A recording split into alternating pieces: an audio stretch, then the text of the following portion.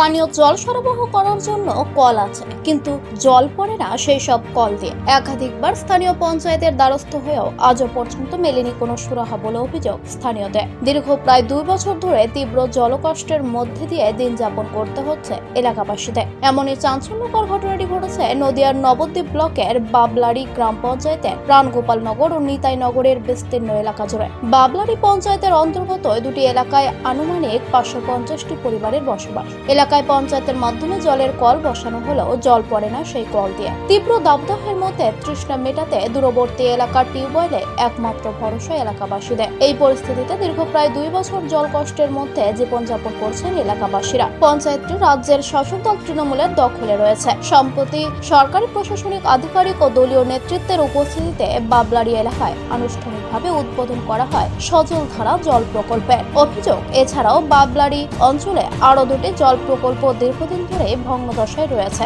জলা জঙ্গলে ভরে গিয়েছে জল প্রকল্প দুটি। তারই মধ্যে আনুষ্ঠানিকভাবে আরো একটি সজল ধারা জল প্রকল্পের উদ্বোধন করা হয় পঞ্চায়েতের পক্ষ থেকে, কিন্তু পানীয় জল বিহীন দুটি বিস্তীর্ণ এলাকার দিকে নজর নেই স্থানীয় পঞ্চায়েত প্রশাসনের বলে অভিযোগ স্থানীয়দের। এই বিষয়ে পঞ্চায়েত প্রধান কমল দেবনাথকে জিজ্ঞাসা করা হলে এক কথায় সম্পূর্ণ ঘটনাটির সত্যতা স্বীকার করে নেন তিনি। পাশাপাশি অতি সত্বর নির্দিষ্ট দুটি এলাকাতে পানীয় জল সরবরাহ করার ব্যবস্থা গ্রহণ করা হবে বলেও জানান তিনি, এবং এর প্রভাব আগামী পঞ্চায়েত ভোট বাক্সে পড়বে না বলেও আশাবাদী তিনি। কিন্তু তার এই আশ্বাস বাণীতেও যেন বিশ্বাস রাখতে পারছেন না এলাকাবাসীরা, কারণ তীব্র পানীয় জলের কষ্টকে নিত্য সঙ্গী করে দীর্ঘ প্রায় 2 বছর ওই এলাকায় জীবনযাপন চলছে স্থানীয় বাসিন্দাদের। নদিয়া থেকে শুরু। আমাদের চাপ কল নেই, টাইম কলে জল পাই না, 1.5-2 বছর হয়ে গেল, তাই অনেক দূর থেকে জল আনতে হয় আমাদেরকে। টাইম কলে জল পড়ে না কেন? টাইম কলে জল আসছে না তো, আমরা পঞ্চায়েতকে জানিয়েছি, পঞ্চায়েত কোনো ব্যবস্থা নিচ্ছে না। আপনারা এখন কি চাইছেন? আমরা চাইছি যে জলটা তাড়াতাড়ি আসে। তারা কি বলছে? তারা বলছে আসবে আসবে করছে। প্রায় 2 বছর ধরে টাইম কল দিয়েছে, অথচ জল পড়ছে না। না, 2 বছর টাইম কল দিতে জল পড়ছে না। আপনার বাড়িতে টাইম কল রয়েছে, কত বছর টাইম কল রয়েছে? 2 বছর হয়ে গেছে। জল পড়ছে না, পড়ছে। তাহলে জল কিভাবে ব্যবহার করছেন? পাশের কল আছে, ওখান থেকে আনছি। আপনাদের এলাকা তো আর্সেনিক যুক্ত এলাকা, তাও খেতে হচ্ছে। কেন? এখন সরকার থেকে জল দিচ্ছে না, তাই খেতে হচ্ছে। পঞ্চায়েতকে জানিয়েছিলেন? হ্যাঁ, জানিয়েছি। কি বলছে তারা? বলছে দেবে, জল পড়বে, তাই বলছি। আপনারা কি চাইছেন? আমরা চাই যাতে খুব তাড়াতাড়ি জলটা চলে আসে, তাই চাইছি। আপনাদের এলাকায় প্রায় 2 বছর হয়ে গেল টাইম কল। আপনি একজন জনপ্রতিনিধি, আপনাদের এলাকায় আর্সেনিক যুক্ত, তারা জেনে শুনে সেই আর্সেনিক যুক্ত জলই খাচ্ছে।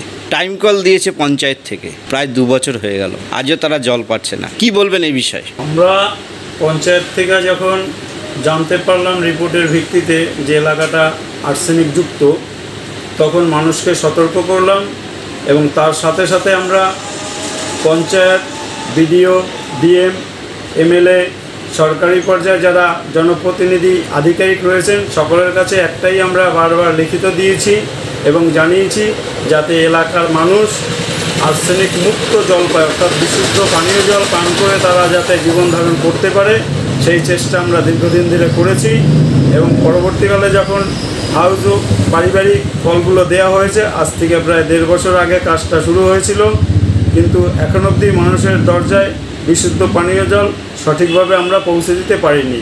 আমরা বারবার সরকারকে জানিয়েছি, বিডিও সাহেবকে জানিয়েছি, ডিএম সাহেবকে জানিয়েছি, এমএলএ সাহেবকে, সকলেরই নজরে বিষয়টা এনেছি, সকলেই চেষ্টা চালাচ্ছে, কিন্তু এখন অবধি সেই কাজটা সম্পূর্ণভাবে হয়ে ওঠেনি।